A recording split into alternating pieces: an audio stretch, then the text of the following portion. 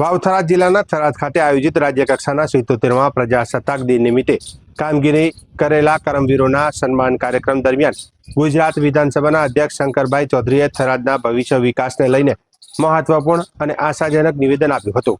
તેમણે સ્પષ્ટ સંકેત આપતા જણાવ્યું હતું કે થરાદમાં ટૂંક જ સમયમાં માત્ર નેશનલ નહીં પરંતુ ઇન્ટરનેશનલ એરપોર્ટ બનાવવાની દિશામાં સરકાર ગંભીરતાપૂર્વક વિચારણા કરી રહી છે। અધ્યક્ષ શંકર ચૌધરીએ પોતાના ભાષણમાં જણાવ્યું હતું કે સરહદી વિસ્તાર હોવા છતાં થરાદે વિકાસના અનેક નવા પડાવ પાર કર્યા છે અને આવનારા સમયમાં થરાદના બનાસકાંઠા નહીં પરંતુ સમગ્ર ઉત્તર ગુજરાતનું મહત્વપૂર્ણ હબ બનશે। એરપોર્ટ જેવી મહત્વની સુવિધા થકી વેપાર, ઉદ્યોગ અને ખેતી, પ્રવાસન તેમજ રોજગારના નવા અવસર ઊભા થશે, જેનાથી સ્થાનિક યુવાનોને સીધો લાભ મળશે। તેમણે વધુમાં કહ્યું કે થરાદમાં એરપોર્ટ બનવાની સરહદી વિસ્તારની સુરક્ષા વ્યવસ્થા વધુ મજબૂત બનશે તેમજ આંતરરાષ્ટ્રીય સ્તરે પણ આ વિસ્તારની ઓળખ વધશે।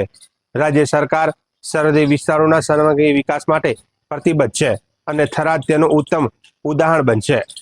આ કાર્યક્રમ દરમિયાન વિવિધ વિભાગોમાં ઉત્તમ કામગીરી કરેલા અધિકારીઓ, કર્મચારીઓ તથા કરમવીરોનું સન્માન કરવામાં આવ્યું હતું।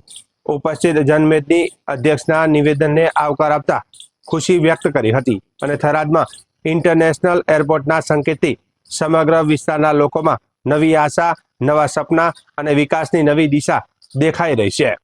નેશનલ એરપોર્ટ આપણે બનાવવું જોઈએ અને ઇન્ટરનેશનલ એરપોર્ટ જો અહીંયા બની જાય, નેશનલ ને ઇન્ટરનેશનલ, તો એની કાર્ગો અને 30 મિનિટના સમયની અંદર એની અવરજવર અહીંયા થાય તો દુનિયાના સારા ટ્યુટરો અહીંયા આવશે, સારા ઇન્સ્ટિટ્યૂટ થશે, તો સારી ઇન્ડસ્ટ્રી થશે, તો બાકી વ્યવસ્થા થશે અને એ માટેનું કામ નજીકના ભવિષ્યની અંદર આકાર લઈ લેશે। એટલે એક આખું દુનિયા એ રીતે બદલાશે કે જે અહીંથી અમદાવાદ નહીં, બાકી છેક જોધપુરથી કરી ઉત્તર ગુજરાત આખું બધા લોકો કચ્છ સહિત અહીંયા આવે એવું વ્યવસ્થા ઘણી બધી થવાની છે। બસ બાકી તો ચર્ચાઓ પછી તમારા આઈડિયા જે કે સારું। રિપોર્ટ ધ્રુપલ જયસ્વાલ, યે હે ન્યૂઝ ઇન્ડિયા, વાવ થરાદ।